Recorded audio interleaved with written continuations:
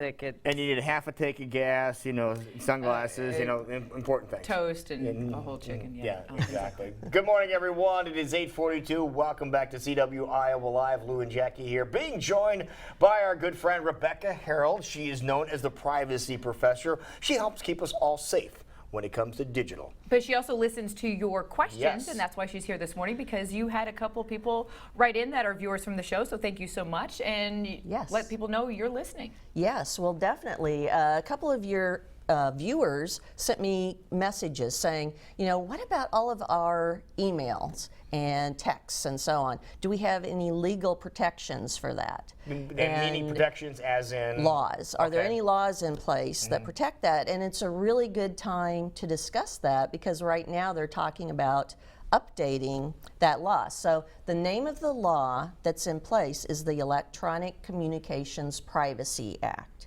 ECPA. You'll hear some lawmakers call it ECPA. So if you hear ECPA, that's what they're talking about. And that's in place now, or that's what they're looking to put into No, place? that's in place. But here's the interesting thing.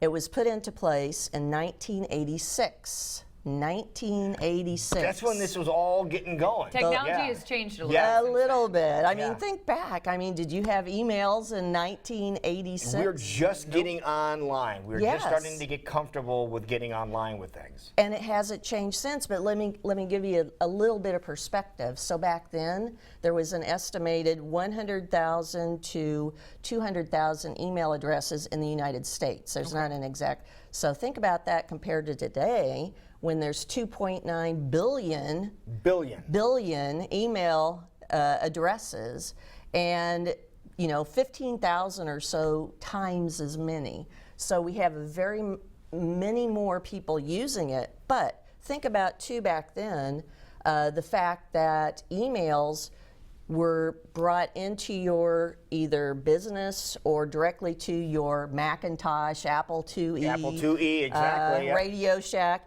It was put right onto your computer. It wasn't kept out on an online email service provider like server, it is yeah. today, like Google and Yahoo and Microsoft. So the law said and was established to protect that email from having government or any other types of agencies get access to it for 180 days. Okay. And after 180 days, your privacy protection falls off. So that means that if the FBI wants to get to it, they can. Okay, but what if you got rid of it, though? Then if you got rid of it, like used to be the case back in 1986, because back then people didn't have that much storage. You had floppy disks. Yeah, and not much on your actual hard drive. Right. So back then, you used to delete your emails after you read them, right? Or you printed them off. But today, think about how people just accumulate all this. Not only that, but do either of you have like an online email provider where you go online to get your emails from? Oh, yeah. Everybody has Gmail account. Yeah, and think about all your other messaging on Facebook, on all your social media, and so on.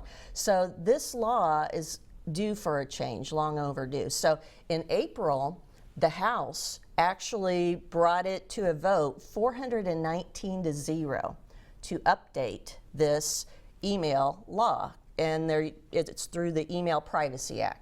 419 to 0, yes, let's pass this, Right. and let's say there's no limit on how long your email messages are protected. It makes sense, right? You need to protect that, and if a government agency wants to get access, they need to get a warrant to go through due process. So that sounds good. Right. In May, it went to the Senate.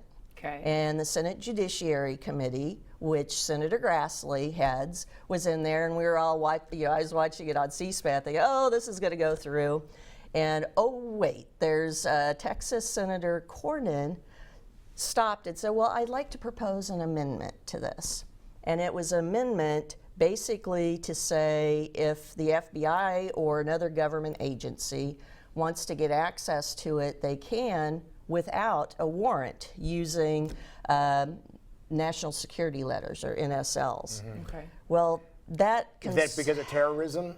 That's part of it, yes, and that's the primary thing they're using. But here's the rub, as Shakespeare would say.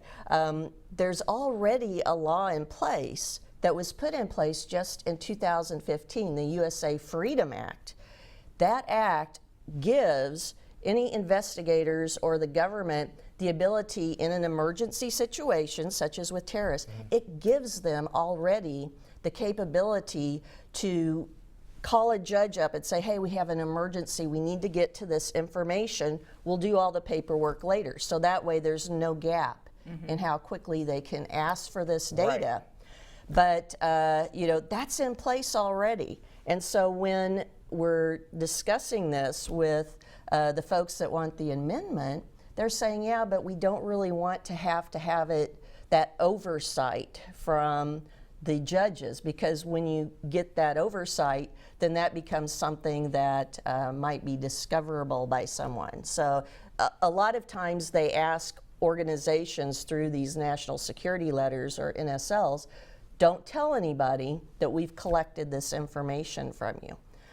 So that's a big problem right now, And because put the brakes on? it's in hold now. But here's a good thing.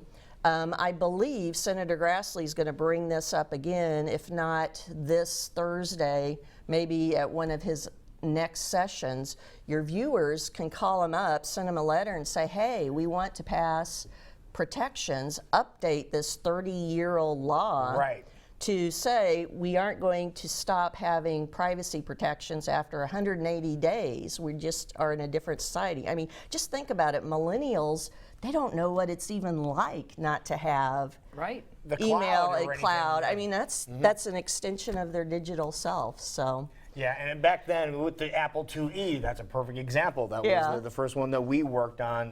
The memory and the actual hard drive did fill up like that, and you had to get rid of stuff, pictures or whatever. You had to get rid of emails. That was a big one too. Yeah, and just think about all the data that's now collected. Storage is cheap. I mean, I read just yesterday there's an estimated, just for facial photographs alone, there's an estimated 411 million photographs that the FBI has collected and is using in their facial recognition system. And of course, I want that to be used to help catch terrorists. Right. That's important, but you have to balance that with making sure there's oversight to make sure that that data is not misused, or also that it's being secured, you know? go. So. She's answering your questions, folks. So if you have any more, make sure you get in touch with Rebecca Harold. She has some wonderful websites. You can also find her on social media. All right. On Twitter, your handle is? Privacy Prof. Just send me a note. There Thank you go. you so Perfect. much. Wonderful. Thank you so much. Thanks. Great job as always. Oh, thank you. We